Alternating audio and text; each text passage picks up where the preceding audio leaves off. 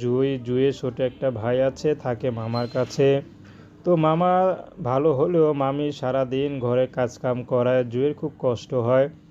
তো দেখতে দেখতে জুঁইও বড় হয়ে গেছে। জুঁই এখন বিয়ে শাদী করতে চায়, কিন্তু লজ্জায় কাউকে বলতে পারে না, কারণ তার তেমন গার্ডিয়ান নেই যে ভালোবেসে বা খুশি হয়ে কাউকে বলবে। তো তার মামা থাকে, মামি থাকে।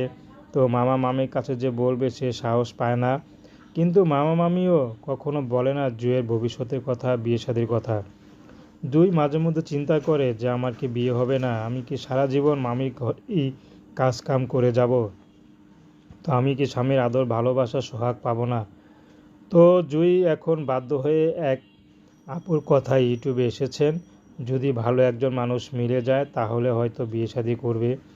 যে পুরুষের সংসার আছে, থাকতেও অশান্তিতে আছে, বা স্ত্রী চলে গেছে পরকীয়া করে, এমন কোনো পুরুষও যদি জুঁইকে বিয়ে শাদী করে তার মনের মানুষ বানাতে চায়, জুঁই